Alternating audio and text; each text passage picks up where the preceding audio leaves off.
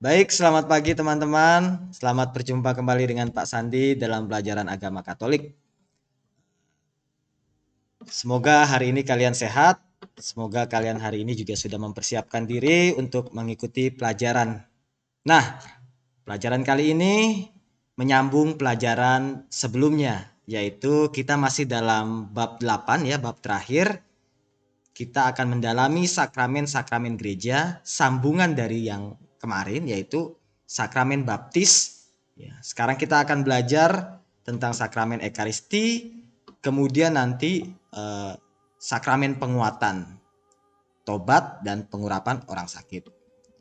Sekali lagi Pak Sandi mau mengingatkan pelajaran minggu lalu yakni tentang sakramen baptis. Sakramen baptis adalah pintu gerbang menuju sakramen-sakramen yang lain. Ini kata kuncinya ya teman-teman ya. Siapa yang boleh dibaptis? Siapa saja. Siapa yang bisa membaptis? Dalam kondisi biasa, biasanya pastor, uskup, imam dan diakon atau diakon ya. Tapi dalam kondisi luar biasa, siapa saja bisa membaptis. Dan yang dibaptis siapa saja yang belum pernah dibaptis. Ya, itu syaratnya ya. Nah, sekali lagi kata kuncinya adalah sakramen baptis adalah pintu gerbang menuju sakramen-sakramen yang lain. Sementara itu, dalam satu kesatuan ya, sakramen ini sebenarnya digolongkan ke dalam beberapa kelompok, teman-teman. Kan ada 7 sakramen tuh, ya. Kelompok pertama kita sebut dengan sakramen inisiasi, yaitu baptis, ekaristi, dan krisma. Ya. Inisiasi adalah ini teman-teman, gampangnya apa ya? Upacara ya atau kegiatan yang menandakan seseorang masuk ke dalam sebuah kelompok. Ya. Nah, upacara itu ditandai dengan baptis, ekaristi, dan krisma. Konteks zaman dahulu ya teman-teman, orang dibaptis langsung diberikan ekaristi, langsung dikrisma itu dalam konteks dewasa teman-teman. Cuma dalam perkembangan gereja ya, jadi semuanya dipisah ya. Untuk baptis persiapan sendiri, untuk ekaristi persiapan sendiri, untuk penguatan persiapan sendiri. Tapi kalau zaman dulu itu cuma satu kali dalam satu kesempatan ya. Sementara kalau yang sekarang diubah ya. Kalau dulu kan memang dalam dalam alur mencari kuantitas ya teman-teman, jumlah ya. Kalau sekarang kan sudah tidak lagi. Sekarang lebih kepada kualitas. Oleh karena itu, dipisahlah baptis, ekaristi dan penguatan dengan persiapannya masing-masing supaya yang menerima itu semakin menghayati apa yang dia jalani.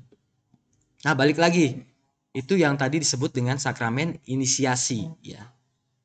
Kalau kamu menerimakan 3 sakramen ini, berarti secara utuh keanggotaanmu sebagai warga gereja ya, terpenuhi ya secara utuh teman-teman. Jadi kalau sekarang baru baptis, baru ekaristi itu belum utuh, itu baru setengah-setengah ya. Kayak hidup kalian setengah-setengah mungkin. Enggak, bercanda Pak Sandi. Nah, maksudnya kalian akan mengalami kepenuhan sebagai anggota gereja apabila sudah krisma ya. Ini ada WA masuk pula kerekam. Apa ya? Nah, pencet lagi. Balik lagi ke atas ya teman-teman ya. Mana dia? Nah, ini dia. Kemudian itu sakramen apa tadi? Inisiasi. Ada 3, baptis, ekaristi, dan penguatan. Lalu kelompok yang kedua kita sebut dengan sakramen penyembuhan teman-teman ya. Yakni ada sakramen tobat dan sakramen pengurapan orang sakit. Ya, ini sakramen penyembuhan. Kelompok yang kedua. Dan kelompok yang ketiga adalah sakramen perutusan atau persekutuan. Yakni di kelas 9 nanti kalian akan pelajari yang namanya sakramen ekaristi dan sakramen tahbisan ya. Itu dia. Nah, itu sekilas tentang sakramen. Kenapa ada 7? Nah, ini memang banyak para ahli yang berdebat ya. Kalau yang Protestan itu hanya mengakui 2 sakramen, teman-teman. 2 sakramen aja, yaitu Ekaristi dan baptis ya, baptis dan ekaristi ya. Sementara di Katolik kok ada 7 gitu. Mungkin di gereja-gereja yang lain eh, ada beberapa jumlahnya ya. Tapi kenapa di gereja kita ada 7? Banyak pendapat teman-teman, tapi yang paling populer pendapat kenapa ada 7 sakramen adalah karena dalam kehidupan manusia dari kehidupan sampai kematian ada 7 titik peristiwa penting ya, yakni kelahiran itu ditandai dengan baptis, kemudian makan ya, makan ya, manusia kalau nggak makan pasti mati. Kalau makanan fisik itu biasa dari roti, nasi, beras dan jagung, yang hal-hal yang kelihatan. Sementara kalau yang rohani ya, makanannya adalah ekaristi ya. Kemudian ketika beranjak dewasa ya, menandakan seseorang sudah mulai bertanggung jawab terhadap dirinya sendiri, itu ditandai dengan sakramen penguatan. Kemudian jatuh dalam dosa, dalam pencobaan, kemudian ditandai dengan pertobatan ya, untuk memulai atau memperbaiki relasi yang telah rusak kepada Allah ya, dengan Allah karena sikap-sikap kita yang tidak berkenan ya. Kemudian ditandai dengan pertobatan. Lalu ketika sakit kita ditandai dengan pengurapan orang sakit. Dan yang terakhir atau ketika mau meninggal ya, ketika kita mau meninggal juga dihadapkan dengan sakramen ini. Lalu ketika mau menikah atau menentukan pilihan, ketika kita mau menentukan pilihan hidup antara menikah atau tidak, kita pun juga ditandai ya, ditandai dengan menjadi ini teman-teman, romo, pastor atau uskup atau tidak ya, atau memilih cara hidup dengan menikah lewat sakramen pernikahan. Kalau tadi lewat sakramen tahbisan ya teman-teman. Nah, itu dia kenapa bisa sampai ada 7 sakramen. Karena ada 7 titik penting peristiwa hidup dalam manusia. Ya, ada 7 titik peristiwa penting dalam hidup manusia selama dia hidup. Nah, itu alasan mengapa ada 7 sakramen ya.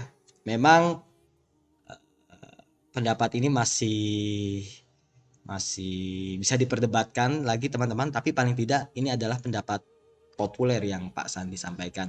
Kemudian dalam tradisi-tradisi juga, tradisi-tradisi kekatolikan, banyak hal yang diwariskan lewat kegiatan sakramen-sakramen ini teman-teman ya. Jadi bukan soal ini saja, bukan soal 7 titik penting dalam hidup manusia, tapi ada tradisi-tradisi yang terkandung di dalam kehidupan manusia. Oke teman-teman, itu ya soal sekilas yang mungkin belum Pak Sandi sampaikan untuk hantaran di bab 8 tentang sakramen-sakramen gereja. Nah, sekarang kita masuk ke sakramen yang kedua, yaitu sakramen Ekaristi. Sakramen yang sangat populer teman-teman ya, dan bahkan menjadi sumber puncak orang beriman ya. Jadi ini adalah puncaknya atau identitas bisa dikatakan.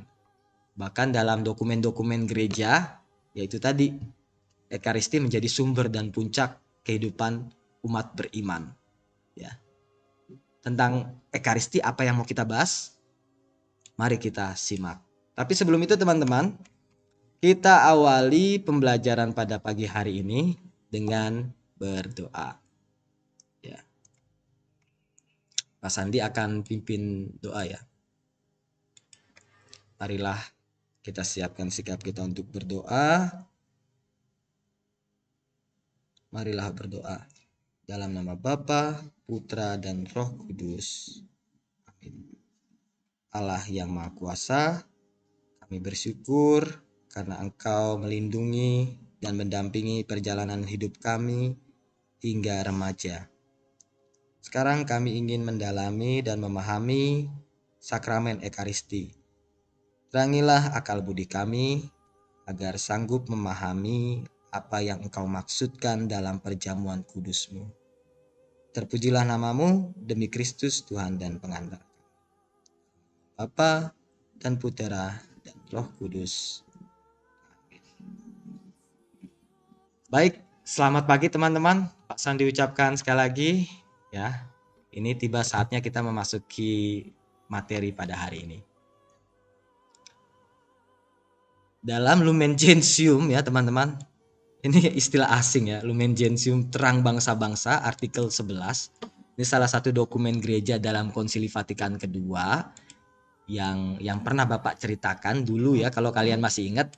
Kalau enggak, nanti sisa waktu Bapak akan membahas secara khusus dokumen-dokumen yang dipakai oleh gereja, supaya kalau ada kutipan-kutipan dalam pembelajaran kalian nggak bingung, ini Lumen Gentium ini buku opo ya? Bahasa apa lagi Lumen Gentium ini? Nah, ya, semoga ada waktu untuk penjelasan itu ya teman-teman. Tapi paling tidak kalian pernah dengar istilah Lumen Gentium ya? Salah satu dokumen dari sekian banyak dokumen dalam buku Konsili Vatikan kedua. Ya, Pak Sandi dulu pernah usulkan perpus untuk beli buku itu, tapi belum terrealisasi sampai sekarang. Gak apa-apa, teman-teman bisa bisa searching sendiri, ada kok format PDF-nya untuk Lumen Gentium. Penting juga teman-teman di situ ya. Penting juga kita ketahui ya, baca-baca juga kalau sempat ya. Karena itu komentar-komentar resmi gereja terhadap apa yang ia imani. Nah, lanjut. Ekaristi adalah sumber dan puncak seluruh hidup Kristiani. Nah, itu teman-teman, garis merahnya di situ tuh. Kalau dikatakan sumber, semua kegiatan berasal dari sana, ya. Kalau dikatakan puncak, semua kegiatan akan berakhir juga ke sana. Nah, betapa pentingnya posisi Ekaristi dalam kehidupan umat beriman, ya. Itu jelas dengan pesan wasiatnya Yesus. Kenangkanlah ini untuk merayakan atau mengingat aku.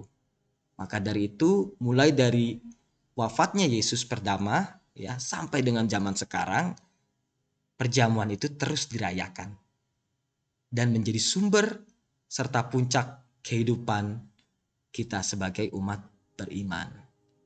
Nah, dengan pemahaman dan kesadaran seperti itulah, kita hendaknya dapat mendewasakan iman kita dengan mengetahui cara berdoa yang baik, menghormati sakramen Maha Kudus, dan terlibat aktif umat beriman dalam perayaan Ekaristi amat penting. Karena untuk mengungkapkan dengan lebih jelas bahwa pada dasarnya perayaan Ekaristi adalah perayaan umat bersama. Nah teman-teman, ini juga masukan untuk kita ya, bahwa kalau ke gereja itu, terutama saat merayakan Ekaristi, itu bukan hanya pastornya yang sibuk sendiri ya. Kita diminta untuk terlibat, ambil bagian. Ya. Ada seruan-seruan di mana kita juga harus menjawab, tapi seringkali Tuhan beserta kita diam. Atau diam-diam baik, atau menjawab dengan ragu-ragu, sehingga tidak khidmat ya, gimana ya, kurang srek dalam perayaan itu untuk kamu sendiri maupun untuk bersama. Karena ini adalah perayaan bersama teman-teman. Kalau ada seruan-seruan itu hendaknya dijawab dengan pasti dan lantang ya. Jangan ada keraguan-raguan seperti iman kalian. Oke. Nah, pertama kita mau memahami Ekaristi sebagai ucapan syukur. Soal istilah ya teman-teman, perjamuan kudus ya, Ekaristi itu berasal dari perjamuan kudus Yesus. Ada istilah Ekaristi, ada istilah misa, ada istilah-istilah yang lain. Tapi untuk di Indonesia sendiri ada dua istilah yang sering dipakai untuk menunjuk perjamuan kudus. Yang pertama Ekaristi atau misa. Nah, Ekaristi ini dititik beratkan kepada ucapan syukur, ya, makan bersama. Kalau ada syukuran biasanya dilengkapi dengan acara makan bersama kan.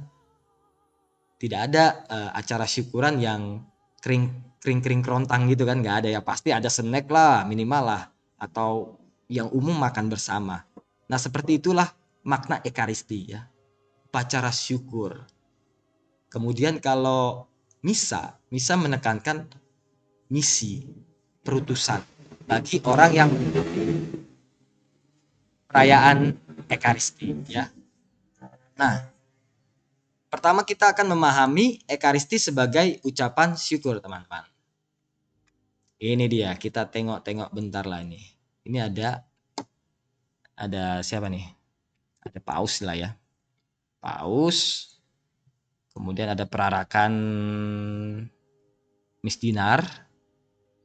Tapi kok Pausnya di sini ya? Atau selebrannya di sini ya? Biasanya kan dia di belakang sana ya, teman-teman ya. Entah ini dalam konteks acara apa. Pak Sandi kurang paham. Oke. Terus ini ada gadis ya, perempuan yang bertugas sebagai lektor atau pemazmur ya, kita kurang jelas, kurang bisa mengidentifikasi, tapi yang jelas ini mimbar sabda, tempat tempat dimana sabda suci itu dibacakan ya. Ada lagi mimbar pengumuman, itu beda ya, biasanya beda, idealnya beda, tapi karena masalah teknis seringkali disatukan jadi mimbar yang sama. Tapi sebenarnya mimbar sabda dan mimbar untuk yang lain-lain itu dipisah ya. Maka nggak heran kalau kalian lihat settingan gereja, mimbar sabda itu bentuknya dengan ukiran-ukiran dan simbol-simbol kitab suci ya. Sementara mimbar yang lain itu biasanya untuk pengumuman ya. Atau bahasa liturgisnya tuh ambo, teman-teman. AMBO, ambo. Ambo. Nanti juga perlu kayaknya ya kita belajar nama-nama alat liturgi ya. Ada piala, ada patena, ada yang lain-lain ya. Tapi nantilah itu ya. Kita yang paling penting adalah ini dulu, memahami ekaristinya itu sebenarnya apa gitu. Nah, di sini ada yang itu tadi membacakan itu. Kemudian, nah ini dia. Ini dia teman-teman. Sekalian aja ya. Ini Pak Sandi sebutkan. Ini piala teman-teman. Piala. Ini piala atau ini piala ini untuk anggur atau yang mirip dengan piala itu biasanya itu untuk taruh hosti, sibori namanya teman-teman. Mirip bentuknya dengan piala tapi bukan piala. Dia lebih gemuk cekungnya itu kalau sibori. Sementara piala itu lebih mengerucut. Nah ya. Ini piala, lalu nanti di atas piala itu ada piring kecil yang namanya patena. Nah, piring kecil itu di atasnya ada hosti besar. Ya, ada hosti besar. Kemudian di atasnya lagi ada yang namanya palap untuk menutupi hosti besar itu. Lalu di atasnya lagi ada kain yang Pak Sandi lupa namanya. Kain lipat 9 itu Pak Sandi lupa namanya. Ya. Apa ya? Lupa Pak Sandi. Nah, jadi urutannya sekali lagi ya. Ada piala, ada purifikatorium, semacam kain lurus gitu, kecil. Lalu ada pala, ada hosti besar. Ada patena, ada hosti besar, ada pala, dan ada kain lipat 9 di atasnya. Lupa Pak Sandi namanya. Nah, itu ya teman-teman, seputar alat liturgi. Nanti kalau ada waktu khusus lagi kita akan bahas ya di luar ini soal tadi dokumen Konsili Vatikan kedua dan peralatan liturgi.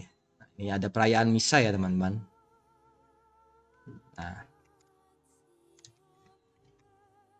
oke.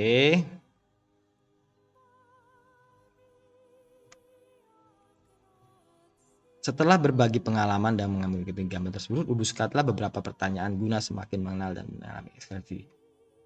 Pertanyaan yang telah dirumuskan didalami bersama dalam kelompok. Ini enggak usah ya teman-teman. Yang paling penting kita memahami Ekaristi sebagai ucapan syukur ya. Mengapa ucapan syukur teman-teman?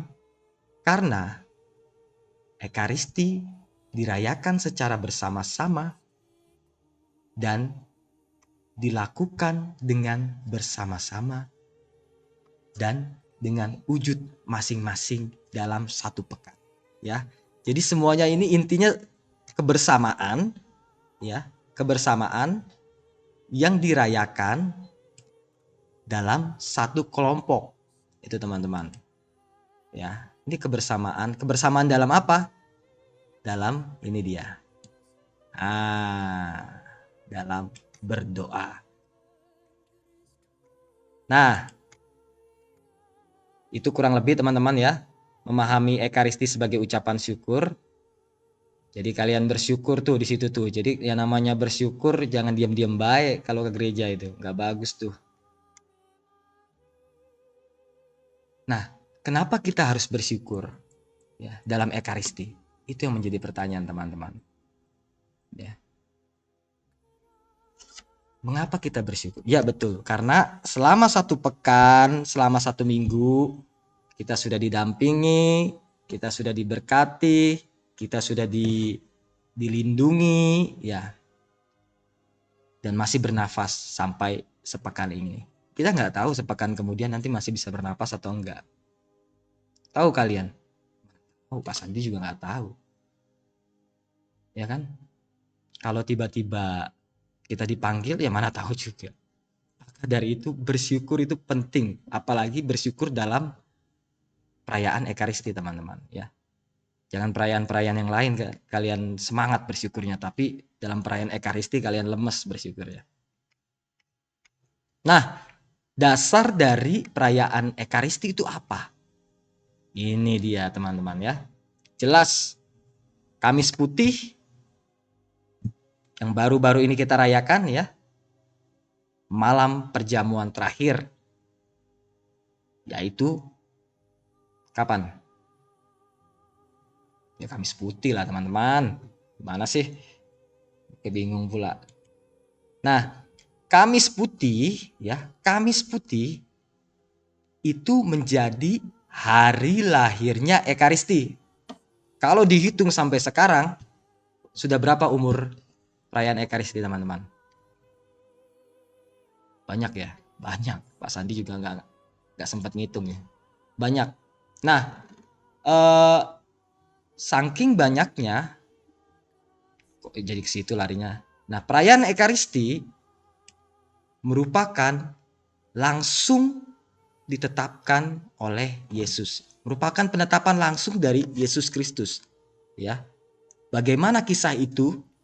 Tentu sangat akrab ya. Kalau teman-teman Kamis Putih mengikuti perayaan pasti sangat jelas dan sangat gamblang bahwa Ekaristi menjadi tanda pengenangan akan Yesus Kristus, atau lebih liturgi bahasanya teman-teman anamnese. Ada kalau kalian lihat dalam tata perayaan Ekaristi, kalau kalian pernah sempat buka, dan pasti Pak Sandi sangka teman-teman sempat buka dan melihat ada di situ istilah anamnese, itu sebenarnya adalah perayaan Ekaristi yang kita rayakan bukan pengenangan teman-teman, tapi penghadiran kembali. Sampai sejauh itu bobotnya, penghadiran kembali. Jadi situasi lampau yang sudah lama terjadi itu sungguh-sungguh dihadirkan secara utuh pada saat perayaan Ekaristi. Maka dari itu seringkali ada komentar atau orang tua kita bilang kita ke gereja itu mau ketemu Tuhan. Iya memang, karena perayaan masa lampau pada masa Kamis Putih itu atau pada masa perjamuan terakhir itu sungguh-sungguh dihadirkan teman-teman secara utuh. Maka kalau dibilang mau ketemu Tuhan, ya disitulah nuansanya. Kenapa bisa dibilang mau ketemu Tuhan? Karena Yesus sungguh-sungguh hadir. Karena itu berkaitan erat dengan apa yang dikatakan Yesus bahwa kenanglah ini untuk merayakan daku atau untuk mengenangkan daku. Tapi bukan hanya sekedar mengenang yang kita yakini, tapi sungguh menghadirkan. Maka dari itu kembali lagi ke awal bahwa ini dia. Ekaristi adalah sakramen, adalah sumber dan puncak. Itu dia teman-teman, ya. Itu dia. Untuk ini nanti silakan kalian baca sendiri, ya. Untuk apa namanya? Untuk teks kitab sucinya, ini penetapan perjamuan malam. Sampai 2 kali ya, Pak Sandi minta kalian baca 2 kali. Nah, kemudian jawablah pertanyaan ini. Ya, itu. Jawablah pertanyaan ini. Nah, maka dengan demikian kita sudah mengerti dan memahami apa itu sakramen Ekaristi, dari mana ia berasal, dan apa tujuan sakramen Ekaristi. Ya. Sama seperti Pak Sandi katakan di awal, tubuh ini kan terdiri dari dua unsur lah ya, secara sederhana teman-teman, fisik dan non fisik. Dan yang fisik ya tangan, kaki, perut, lambung dan segala macam diisi dengan santapan jasmani, roti, hamburger, apalagi mie ayam, bakso, apalagi nasi goreng, magelangan, ya itulah makanan-makanan fisik ya teman-teman ya.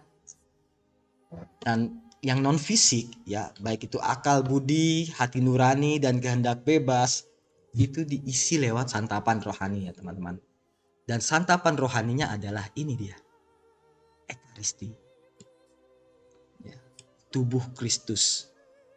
Tubuh Kristus yang dulu sering kali disalahartikan teman-teman. Jadi ada cerita unik zaman dulu itu, tentara-tentara Romawi mengincar orang Kristen ya. Ini kekristenan awal Pak Sandi cerita ya. Jadi awal-awal Yesus wafat, kemudian gerakan Kristen ini dimata-matai terus biasanya orang Kristen ini kan awal-awal Yahudi kan. Biasanya mereka habis berdoa ke sinagoga, tempat sembahyangnya orang Yahudi, mereka ngumpet untuk perjamuan.